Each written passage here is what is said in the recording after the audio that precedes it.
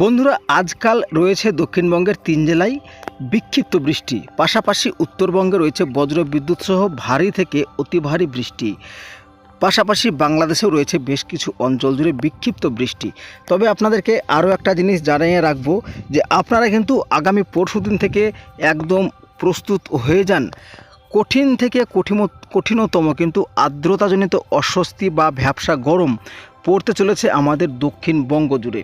কারণ হচ্ছে আজকাল দক্ষিণবঙ্গের বেশ কিছু জেলায় বৃষ্টিপাতের সম্ভাবনা রয়েছে এবং তারপর থেকে কিন্তু বৃষ্টিপাতের সম্ভাবনা প্রায় নেই বললেই চলে। তবে আর্দ্রতাজনিত অস্বস্তি বজায় থাকবে এবং হঠাৎ করে স্থানীয় বজ্রগর্ভ মেঘ সঞ্চারের ফলে কিন্তু বৃষ্টিপাত হতে পারে বেশ কিছু অঞ্চলে বিক্ষিপ্তভাবে। তবে বৃষ্টি যে অঞ্চলেই হোক না কেন খুব একটা লাভজনক হবে না। তার কারণ হচ্ছে ওই বৃষ্টিপাত হলেও কিন্তু আমাদের আর্দ্রতাজনিত অস্বস্তি বজায় রয়েছে এবং আজকেও কিন্তু দক্ষিণবঙ্গে বিকেলের দিকে ঝড় বৃষ্টিপাতের সম্ভাবনা রয়েছে বেশ কিছু অঞ্চল জুড়ে। তো আপনাদেরকে জানাবো কোন কোন জেলায় ঝড়, কোন কোন জেলায় বৃষ্টি, কোন কোন জেলায় তাপমাত্রা বাড়তে চলেছে, সমস্ত কিছু আজকে আমরা আলোচনা করব এই ভিডিওতে। তার আগে আমরা দেখে নেব যে তাপমাত্রা কোথায় কেমন থাকতে পারে আগামী বেশ কয়েকদিনের মধ্যে।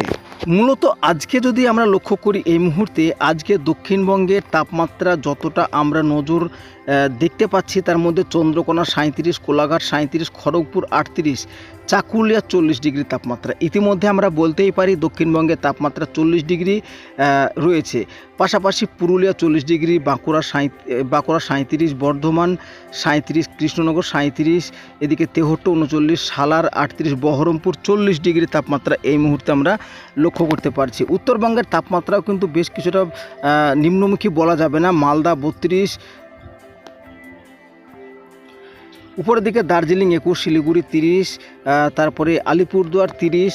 মোটামুটি তাপমাত্রা কিন্তু দক্ষিণবঙ্গের থেকে উত্তরবঙ্গেও কিন্তু রয়েছে আর্দ্রতাজনিত অস্বস্তি। বাংলাদেশের ক্ষেত্রে যদি আমরা দেখি, রংপুর 29, তারপর এইদিকে যদি আমরা চলে আসি, শেরপুর 32, ময়মনসিংহ 30, বগুড়া 30, সিংড়া 35, টাঙ্গাইল 35, রাজশাহী 36।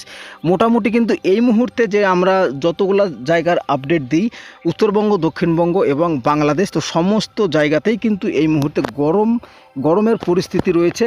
তার মধ্যে সব থেকে বেশি আর্দ্রতাজনিত অস্বস্তি রয়েছে আমাদের দক্ষিণবঙ্গে। আগামীকালকে যদি আমরা ঠিক দুপুর নাগাদ আবারও তাপমাত্রা একটু দেখার চেষ্টা করি, বহরমপুর 39, সালার 39, সাঁইথিয়া 38, বোলপুর 37, আসানসোল 39, বাঁকুড়া পুরুলিয়া 39, বর্ধমান 38, চন্দ্রকোনা 38, কোলাঘাট 38, খড়গপুর 38, চাকুলিয়া 40।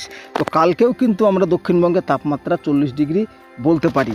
পাশাপাশি বাংলাদেশের ক্ষেত্রে যদি আমরা দেখে নিই, এই মুহূর্তে খুলনা 37, বরিশাল 35, মোংলা 32, বগুড়া, বারগুমা 33, শ্যামনগর 36।